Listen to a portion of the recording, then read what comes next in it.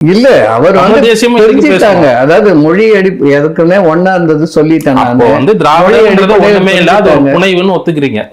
திராவிடன்றது ஒரு புனைவு, அது வந்து புனைவு கிடையாது. நீண்ட காலமா அது வரல. இன்னைக்கு இல்ல, இன்னைக்கு பேசுறதே திருப்பி பாத்தீங்கன்னா தெரியும். தெரியும் எனக்கு. திராவிடன்றது ஒண்ணுமே இல்ல, நீங்களே ஒண்ணும் இல்ல. அது வந்து ஒரு கருத்தியல், ஆரியத்துக்கு எதிரான ஒரு எதிரான கருத்தியல்.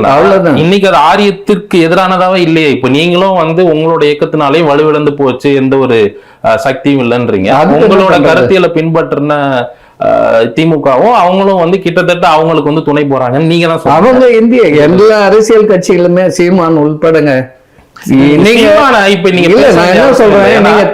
அவர் ஆட்சி அதிகாரத்துக்கு வரல, அவர் எதிர்த்து தான் கேள்வி கேட்கிறார். நீங்க அவரை எதிர்க்கிறவங்க திமுகவை எதிர்த்து எத்தனை போராட்டம் பண்ணிருக்கீங்க? நான் என்ன சொல்றேன் கேக்குறேங்க ஐயா.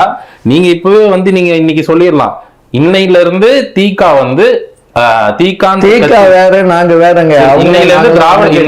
திராவிட சிந்தனைய பின்பற்றுற திமுக கட்சியை வந்து யாரும் ஆதரிக்காதீங்க அப்படின்னு நீங்க சொல்லிருங்க. யாரும் ஆதரிக்காதுன்னு நாங்க ஏன் சொல்றேன். இப்ப அதை விட நேரா பிஜேபி வந்து உட்காரு. இதை விட 100 மடங்கு மோசங்க அது. இதை விட அவன் இந்தி சமஸ்கிருத திணிகத்துக்கு பாத்துங்கிறான்.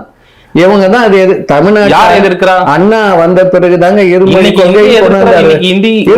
அண்ணா வந்து உள்ள வரலன்னு நினைக்கிறீங்க. தமிழ்நாடு அரசு பள்ளிகள்ல கிடையாதுங்க.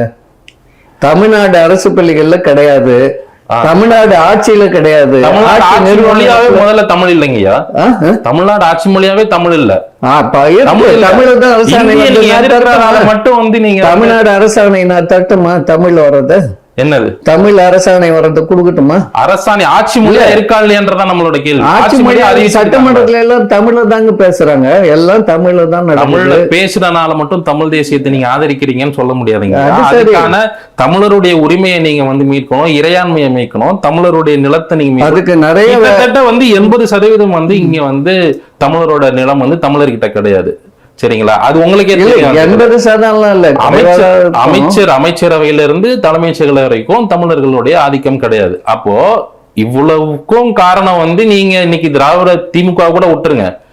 அன்னைக்கு பெரியார் ஏதாவது ஒண்ணு செஞ்சிருந்தாருன்னா இன்னைக்கு அட்லீஸ்ட் வந்து ஒரு குறைந்தபட்சம் ஒரு 60% தமிழர்களோட உரிமை இங்க இருக்கணும்.